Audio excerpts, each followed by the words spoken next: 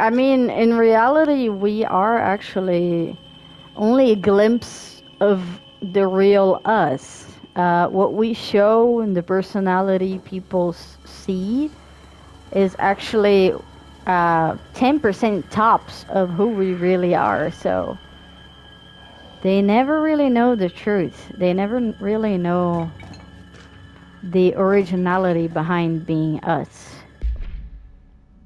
All of the human beings, I'm saying. Let's see if that's important. Jesse and me follow the dung monkeys to the cave. There was a lot of them. More of the kids from town had joined up. It was really scary. Jesse grabbed the projector. Oh, there was a projector! And we ran as fast as we could. They chased us. I fell and hurt my knee. Jesse tried to help me, but the dung monkeys were coming. They were just about to get us. But then Neil showed up. Neil looked like a dog, like a melted dog. But I knew it was him. Neil said a lot of times he didn't like being a boy because Tom just beat him up. I think he liked being a dog. Ooh, that's weird. An interview from 2002. How old was Dylan by then? I'm not sure. The projector wouldn't turn off, so we changed the slide to the hand. I heard her immediately. She promised to help. Okay, therapy sections 2010. Jesse said we should call her Polaris. It's because she was doing stars at school. Okay. An interview from 2002. Extra uploaded information, additional slide. Designation hand is verified in the bureau position. Possession. Unconfirmed existence of a paranatural entity designation. Dog Neil. Yeah, that does sound really weird. He said his friend looked like a dog somehow. A really melted dog. What does that... what does that mean? What is that even supposed to mean? Okay, there's even more enemies around here. Wait! Let me just read stage 2 of the diary of whatever here. After what happened at school to Mr. Chester, we started spying on Tom and saw where they took the projector. Okay. Tom and his troglodytes were using the Sled Hill Cave as their headquarters. That's where the projector was. They'd been using the temple slide, we call it that. But really, it was a broken concrete thing, like a warehouse or a bomb shelter, or something very dark. The nut mother lived there with her babies, children, I don't know. She was feeding Tom and the others her milk. Whoa, that's weird. They were changing into little monsters because of the mom's milk? What? We call them dung monkeys. Oh, so they became monsters. That's weird. Just like the workers in this place that I am currently, they're becoming some type of monsters. I'm gonna call them dung monkeys from now on. Screw this. Unconfirmed existence of additional slide designation, temple. Unconfirmed existence of paranatural entity designation, not mother.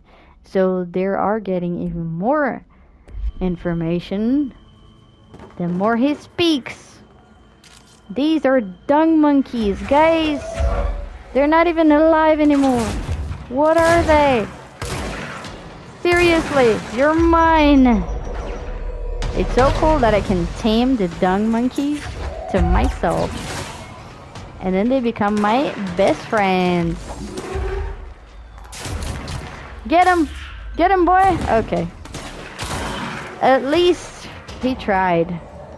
Is there more enemy? Oh, damn. I heard something. I heard a weird noise. I thought it was still them. You see, she's here. She's waiting for me. You guys see her? I forgot her name, goddammit. Formerly P6, performed by Dr. Carlavon. The questions asked here correspond to the 5th iteration of the Gunner's psychological assessment. Are you ready, Dylan? begin then. In a single word, describe the world around you. Where's Casper? Dr. Darling is out of the building today. He's never out. He didn't want to come here. He never visits, not since Roberts. Tell Darling it wasn't my fault. I couldn't control it yet, but I can now. I learned. Will you tell him? In a single word, describe the world around you. A prison. A cold, empty prison. Not even a poster on the wall. What is the next number in the sequence 3, 6, 9, 12, 15? 18. What day is it today? How the hell would I know? It's not like you give me a calendar. You find a rabbit in the woods. It is breathing, but not moving. You cannot see any blood. What do you do? Leave it. Expand on that. It doesn't matter. The rabbit's not real. None of it's real. What day is it today? Do you enjoy asking people questions that can't be answered? Is this what gets you up in the morning? What you dreamed of doing as a scared, stupid little girl? Can you describe a dog to me? In ordinary, we had a friend. Nosebleed Neil. And when it all went crazy, you know what I mean. Nosebleed Neil turned into a dog. Or something like a dog. What day is it tomorrow? Fuck off! I don't know! There is no calendar! How can I fucking know? Dylan, calm down. Fuck you! Fuck you and fuck Casper! Hey! Are you watching this, you old fuck? Did you send your bitch because you're too scared of me? Where is Casper? Security, get a team in here. I need... Okay, I work with psychologists, and I have something to say about this. Let's just cleanse this place first, because it's making a lot of noise. A lot of background noise. It's distracting me. Alright. We good now? Okay, we good now. So, when these, when a psychologist start asking you a question, even if you don't want to be there, if you are trying to talk to a psychologist, I feel like getting angry at them, first of all, it's never going to help. And also, trying to answer the question, even if you don't know the answer, you at least think about it. He was just rejecting the question every single time, and he didn't even try to think of what day it was, because I feel like that is even more reason for the psychologist to believe they were losing his sanity. If she asked what a dog looks like, you should try to describe what a dog looks like to you. Even if it's very different, don't deviate from the question. Because first of all, it's not going to help, and it's going to increase the chances of a psychologist to just lock you away. Okay, that's why Dylan was locked away. He didn't know what day of the calendar was. He didn't even try to say what day was, even if it was wrong. Don't be afraid of wrong answers. Wrong answers don't define you. They just help the psychologists understand you instead. Delays caused by house shifts do not count towards overtime. Wait, is that legal? Okay. Is that a traveler or an altered item? Don't take office equipment outside of the building. Oh yeah, I agree, don't take anything that might be contaminated with his to your house. Don't be that crazy to contaminate the whole world with his. Oh, we're getting even more of the story. The second slide we call the meadow, but it was really just an empty lot with a bunch of weeds. There was a shack and a phone line. It smelled like flowers there. It was powerful, intoxicating. We had crazy dreams there. It must have been because of the smell. I didn't like it. Didn't like losing control. In the dreams, everything was melting, and then when we'd come out, everything had melted around the projector. Neil was really into it. We found out he'd been coming there more and more on his own. Then Tom beat the secret out of Neil and found the projector. He and his goons took it. Okay. We thought Neil had got lost inside the metal when Tom changed the slide, but that's not what happened. Then what happened then?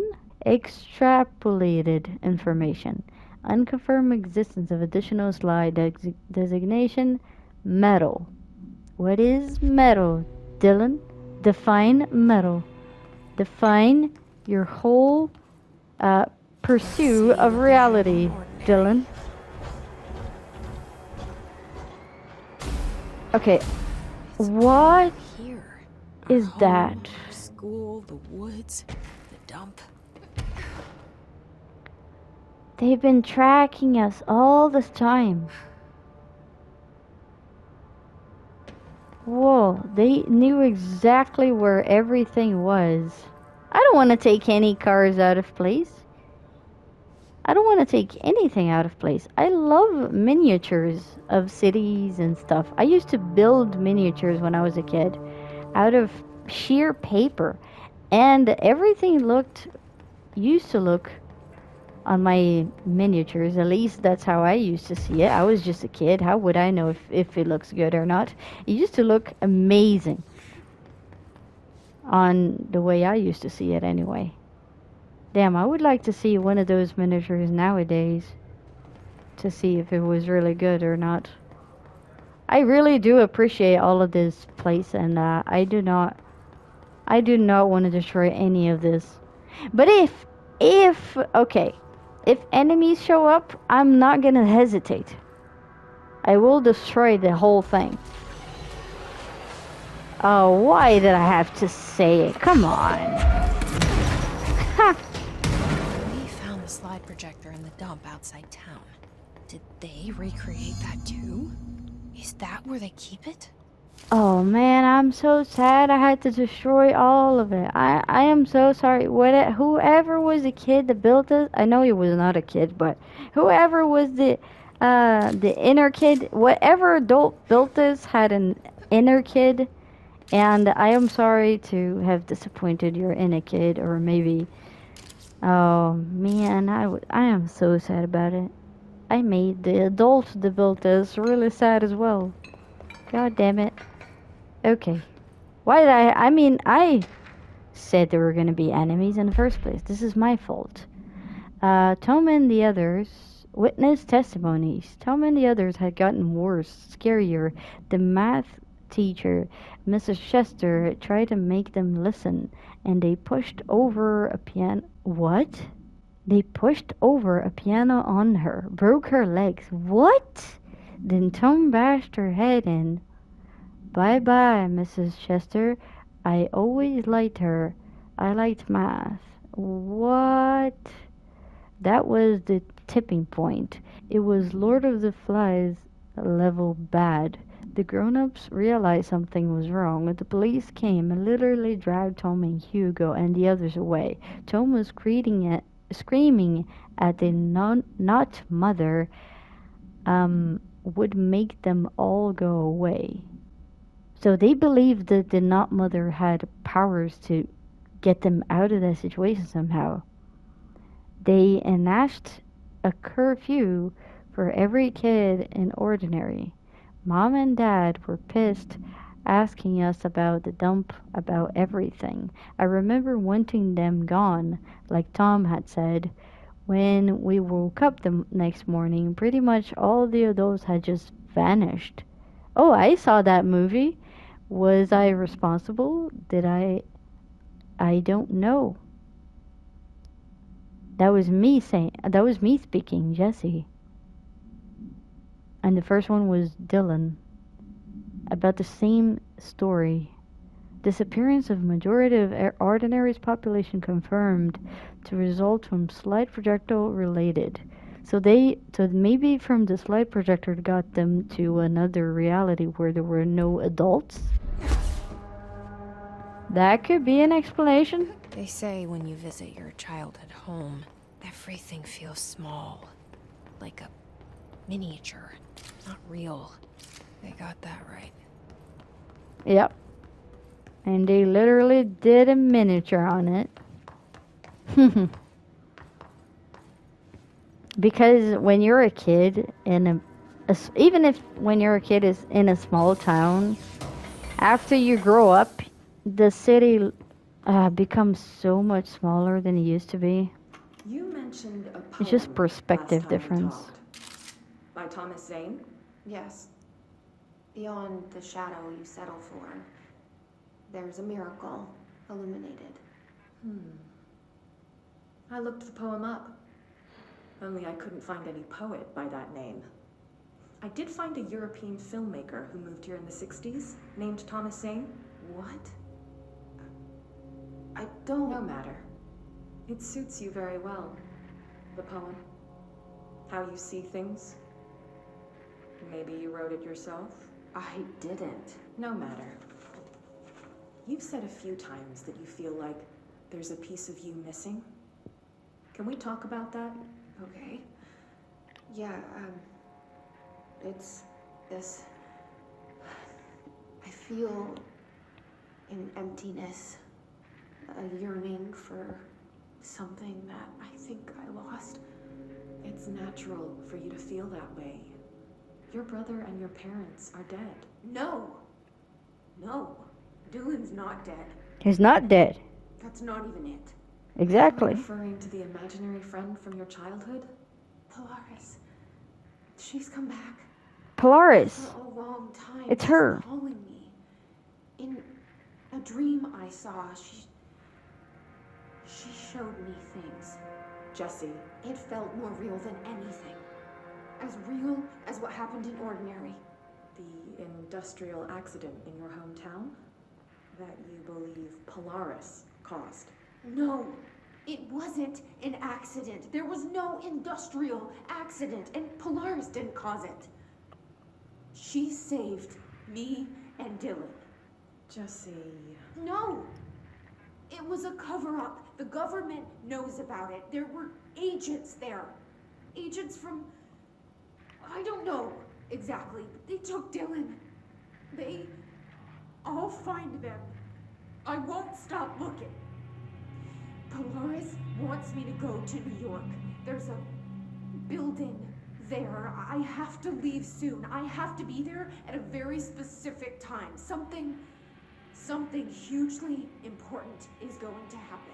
Jesse, you know we can't let you go until you're well. And that begins by understanding what's real and what's imagined. Well, but if it's not something imagined, it's very controversy when you're dealing with supernatural things, because if you know too much, you're not going to be able to convince normal people that there's a lot of weird things happening. Even if you are able to predict the future, what are the chances that you're going to be able to convince everybody that you can do so? If you like have been time traveled or anything crazy like that, what are the chances people are going to believe you? It's really, really low. Even nowadays, even the more we get stuck into our own phone screens, the more crazy we think everything is. And the less we believe in extraordinary things coming to life. We're just believing that extremely predictable things are always going to happen. And that makes your mind very, very closed off. And I don't think that's healthy. I do believe most people should just skip social media. Stop trying to find things that are predictable. Most things are not. And what makes you learn the most about life and the most about the universe is actually being open-minded and knowing that extremely crazy and complicated things might happen in reality. Who knows? Distortion of realities is actually a proved thing. Yeah, that's what I believe. Anyway, let's move on. I'm not saying whatever happened in this world is something that can happen in real life. I'm just saying something similar might be happening right now, and we wouldn't even care about learning about it. They moved the whole landfill here in the middle of New York, and nobody saw a thing. Pretty unbelievable. Oh my dear God, I can't even fathom how crazy this is, but I feel like it's pretty screwed up what he did. Okay, there's gonna be enemies in this area too. Yep, there will be. Okay, this enemy is super weird. He's different. And that area is locked until I kill him. Okay, let's do this. He avoids my attacks. He's stronger than before. His shield is healing. And I can't give too much damage because he's always going to avoid the throwable objects. And he's also throwing objects at me. That's just great. And he's a higher level enemy as well. Which is even better. Haha. Okay, but I got this though. He's not a super boss or anything. He can bleed.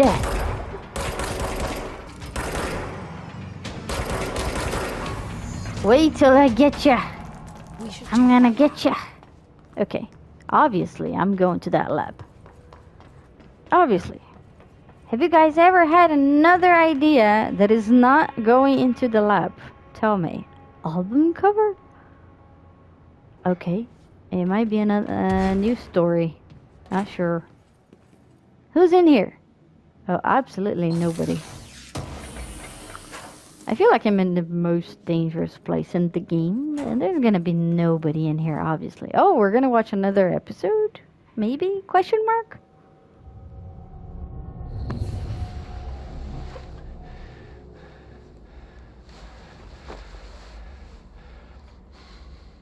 Effective immediately. I'm setting up a new department. Dimensional research in the research sector. Transferring the slide projector there. That's where my focus will be now. The ordinary site remains as is. We'll be back to... I don't know when.